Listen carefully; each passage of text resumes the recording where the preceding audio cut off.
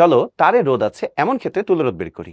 এখানে দেখো একটা লম্বা তার, এটাকে আমরা বৃত্তাকার বানাইছি। তারপর উপরে একটা অংশ, এই অংশটা, আর নিচের একটা অংশ, এই অংশটা, দুইটা অংশ আলাদা আলাদা আছে, যেখানে উপরের অংশটার দৈর্ঘ্য L1, নিচের অংশটার দৈর্ঘ্য L2। এবং এই তারের কিন্তু রোধ আছে, তারটারই রোধ আছে। ঠিক আছে, বের করতে বলছে কি, এই প্রান্তটা যদি এ প্রান্ত আর এটা যদি বি প্রান্ত হয়, তাহলে এ আর বি প্রান্তের তুল্য রোধ আমরা জানি 8/3। বের করতে হবে এই উপরের তারটার দৈর্ঘ্য আর নিচের তারটার দৈর্ঘ্যের অনুপাত কত, L1:L2 কত। কিভাবে করবা? ফার্স্টে দেখো, যেহেতু তারেরই রোধ আছে, তাহলে উপরের তারটার রোধ আমরা ধরলাম R1, নিচের তারের রোধ ধরলাম R2। এবং ভালো করে তাকায় দেখো, R1 R2 প্যারালাল আছে, কারণ দুইটারই কমন পয়েন্ট এ, আবার দুইটারই কমন পয়েন্ট বি। দুইটা রোধ যদি প্যারালালে থাকে, আমরা কি লিখতে পারি? আমরা কিন্তু ডিরেক্ট লিখতে পারি R1 R2 divided by R1 যোগ R2, তুল্য রোধের সূত্র।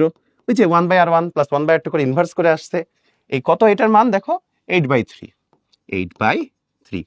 এখন ভাইয়া পুরা একটু ভাবো, উপরের অংশটা নিচের অংশটা যোগ করলেই তো পুরো তারটা হচ্ছে। উপরের তারটার মানে উপরের অংশটা রোধ R1, নিচের তারের অংশটা রোধ R2, দুটা যোগ করলে তুমি মোট রোধটা পাবা।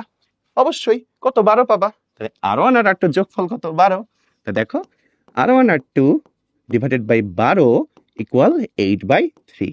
3 আর 12 এখান থেকে কাটাকাটি করে 4 আসবে, 4 আসতে 32। তাহলে আমরা লিখতে পারি R1 R2 সমান আসবে 32। এবার দুটো ইকুয়েশন দেখো, R1 R2 গুণ করে আসছে 32, আবার আমরা দেখতে পাচ্ছি R1 যোগ R2 সমান আসছে 12। এই দুইটা থেকে যদি আমরা সলিউশন করি, তাহলে কিন্তু আমরা পেয়ে যাচ্ছি R1 এর ভ্যালু, R2 এর ভ্যালু। দেখো R1 কত আসে 4 ওহম, R2 আসে 8 ওহম। কিভাবে করলেন? 4 আর 8 যোগ করলে হয় 12, 4 আর 8 গুণ করলে হয় 32। এবং দেখো উপরেটা ছোট তার, তাহলে রোধ ছোট হবে, নিচেটা বড় তার, রোধ বড় হবে। এবার বলছে লেন্থের রেশিও কত। আমরা কিন্তু জানি R is proportional to L, ওই যে R সমান রো L বাই A।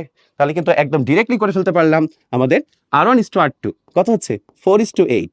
তাহলে লেন্থের রেশিও সেম হবে, দ্যাট মিন্স কত হবে 1:2। কারণ 4:8 মানে কি 1:2। এভাবে খুব সহজে এগুলো সলভ করা যায়।